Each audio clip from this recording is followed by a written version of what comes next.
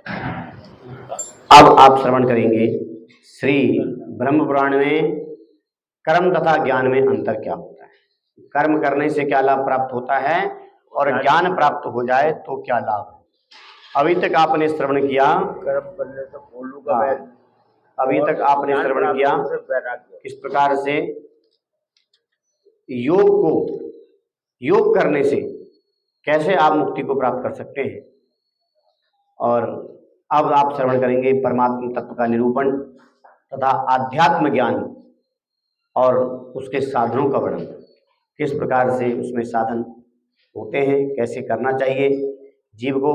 तो सभी मुनिगण बोले कि हे महर्षि, यदि वेद की आज्ञा है कि कर्म करो, वेद की आज्ञा है कर्म करो तथा ये भी आदेश है कि कर्म का त्याग करो, कर्म का त्याग करो, दोनों बातें कह रहा है, तो इसमें सही कौन सी है।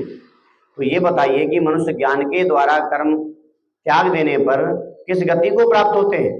ज्ञान प्राप्त हो जाने पर क्या करेंगे, कर्म को त्याग दें। तो कर्म को त्याग देने पर उन्हें किस प्रकार से फल की प्राप्ति होती है। हे महर्षि, ये हम सुनना चाहते हैं। दोनों आज्ञाएं परस्पर विरुद्ध है, दोनों आज्ञाएं परस्पर एक दूसरे के विरुद्ध हैं, तो ये हम श्रवण करना चाहते हैं। तो व्यास जी कहते हैं, ब्राह्मणों, ज्ञान से मनुष्य जिस गति को प्राप्त होते हैं और कर्म से उन्हें जैसी गति मिलती है उसका वर्णन मैं तुम्हारे सम्मुख कर रहा हूं, ध्यान से सुनो। तुम्हारे इस प्रश्न का उत्तर बड़ा गहन है, सरल नहीं है, ध्यान से सुनना। शास्त्र में दो मार्गों का वर्णन किया गया है, एक मार्ग है प्रवृत्ति धर्म, दूसरा मार्ग है निवृत्ति धर्म। ठीक है, तो प्रवृत्ति मार्ग को कर्म कहते हैं और निवृत्ति मार्ग को ज्ञान कहते हैं। जो कर्म में लगा दे वो प्रवृत्त करने वाला प्रवृत्ति धर्म है, जो उन कर्मों से विलग कर दे, आपको हटा दे, उसको कहते हैं निवृत्ति मार्ग, उस संसार से बंधनों से मुक्ति दिला दे। तो प्रवृत्ति मार्ग को कर्म और निवृत्ति मार्ग को ज्ञान कहा गया है। कर्म अभिधा है, कर्म क्या है, बाधा खड़ा नहीं, अभिधा मतलब अज्ञान, कर्म है अज्ञान, क्योंकि आप कर्म कर तो रहे हो लेकिन आपको ये ध्यान नहीं है, आपको ये पता नहीं है कि उचित क्या है और अनुचित क्या है, इसलिए अभिधा है, अंधकार में रहकर आप कार्य कर रहे हो, तो इसलिए कर्म क्या है, अभिधा है। और अभिधा से मनुष्य बंधन में पड़ता है। अभिधा से किसमें पड़ता है। आपने उदाहरण के तौर पे किसी का भला करने गए, हाँ, और भला की जगह बुरा हो गया, हो जाता है कई बार। जैसे कोई जीव कुएं के किनारे बैठा हो और आप उसे बचाने जाओ और गलती से धक्का लग गया, आप तो बचाने गए थे, उसे पकड़ने गए थे और उल्टा कुएं में गिरा दिया। तो कई बार ऐसा कार्य हो जाता है, कहने का तात्पर्य है कि कर्म से बंधन में पड़ जाते हैं। जैसे उदाहरण के तौर पे आपने विवाह कर लिया, अब 3 साल बाद छोड़ के जा सकते हो हैं, 10 साल बाद छोड़ के जा सकते हो, नहीं जा सकते।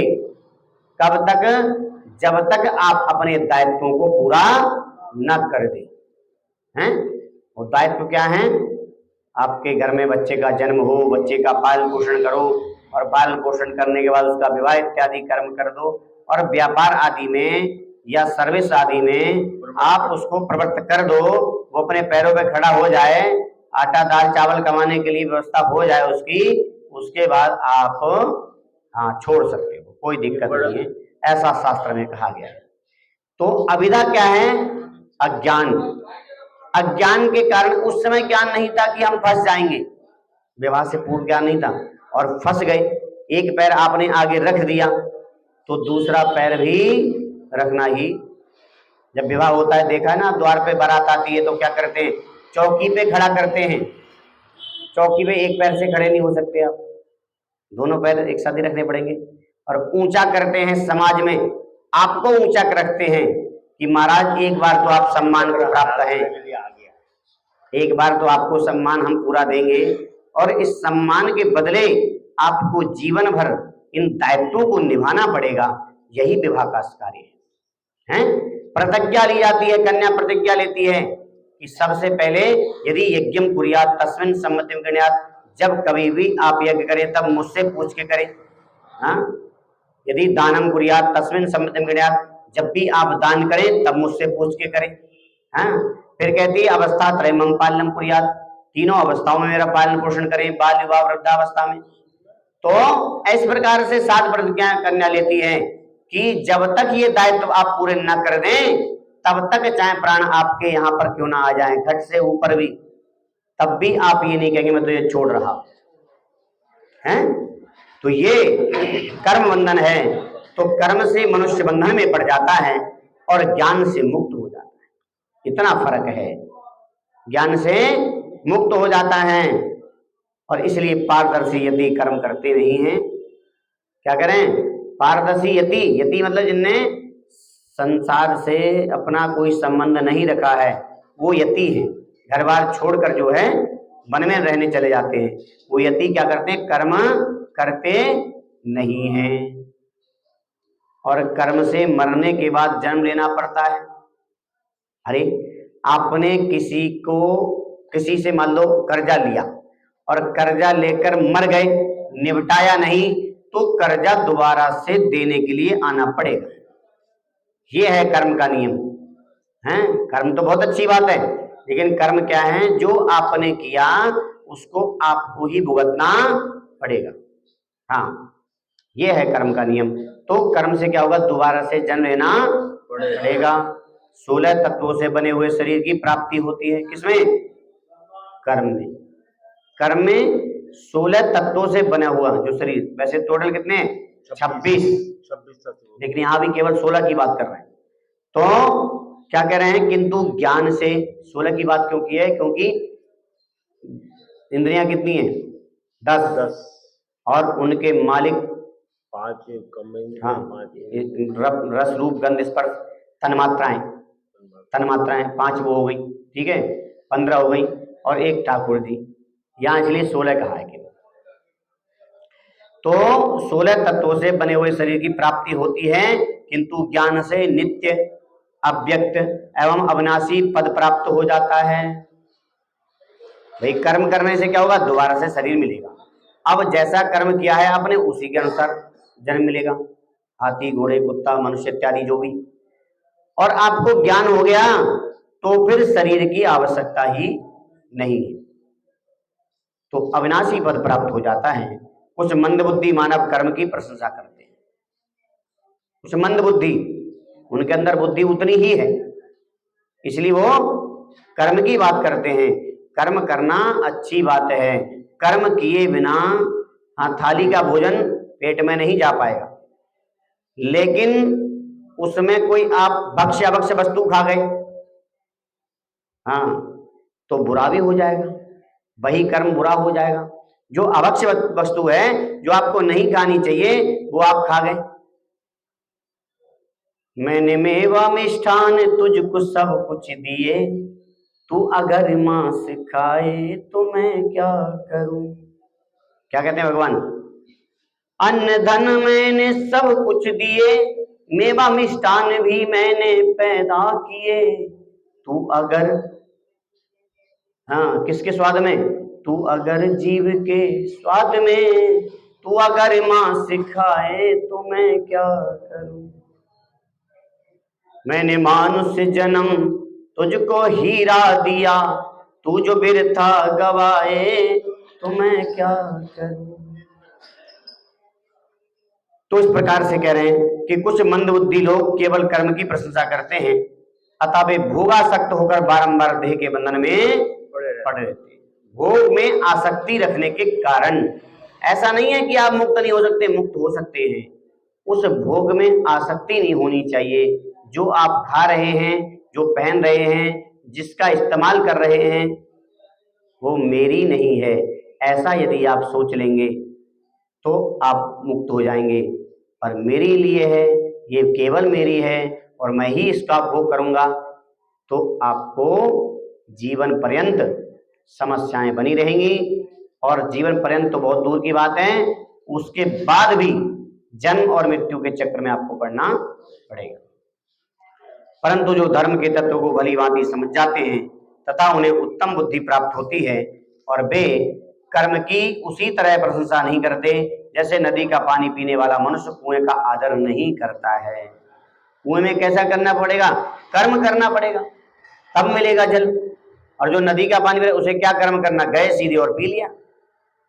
और कुएं में पानी से मिल जाएगा? कुएं में तो लोटा बाल्टी चाहिए हैं, और रस्सी भी चाहिए, तभी आप पी पाओगे, अन्यथा नहीं पी पाओगे जल।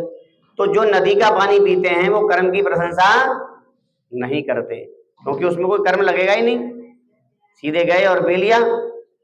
लेकिन वो जो व्यक्ति हैं वो क्या कहते हैं कि नदी का पानी पूर्ण रूप से स्वच्छ नहीं है, क्योंकि उसमें घोड़ा भी पी जाता है, गधा भी पी जाता है, शेर भी पी जाता है, कौवा भी पी जाता है, कुत्ता भी पी जाता है, तो वो शुद्ध कहाँ है? लेकिन उसमें नहीं पी पाएंगे सब लोग। किसमें? कुएं में। वो पवित्र है, लेकिन उसमें ये समझने की आवश्यकता है, कोई बीट कर गया पक्षी, वो उसमें गई तो वो शुद्ध हो गई क्या? लेकिन यहाँ केवल कर्म की बात कर रहे हैं, तो कह रहे हैं कर्म की प्रशंसा कुछ लोग उसी हिसाब से नहीं करते हैं जैसे नदी का पानी पीने वाले वो कुएं की प्रशंसा नहीं करते, कर्म की प्रशंसा नहीं करते। तो सुख और दुख, जन्म और मृत्यु, किंतु ज्ञान से उस पद की प्राप्ति हो जाती है जहां जाकर मनुष्य सदा के लिए शोक से मुक्त हो जाता है। जब ज्ञान की प्राप्ति हो जाती है तो शोक समाप्त हो जाता है, हर्षितता, सुख दुख दोनों समाप्त हो जाते हैं, जन्म और मृत्यु दोनों समाप्त हो जाते हैं। तो इस प्रकार से जरा और वृद्धि उसका स्पर्श नहीं कर पाती, वहां केवल अव्यक्त, अचल, ध्रुव, अव्याकृत एवं अमृत स्वरूप पर ब्रह्म ही स्थित है। उस स्थिति में पहुंचते हुए मनुष्यों को शीत उष्ण आदि द्वंद्व बाधा नहीं पहुंचाती, मानसिक विकार और क्रिया द्वारा भी उन्हें कष्ट नहीं होता है। किसे? जो ज्ञानी होता है, उन्हें ना तो गर्मी सताएगी, ना सर्दी सताएगी, ना उनको कोई मानसिक विकार, हाँ, कोई भी कष्ट नहीं दे सकता है। वे समभाव से युक्त होकर सबके प्रति मैत्री रखने वाले और संपूर्ण प्राणियों के हित में रहने वाले होते हैं।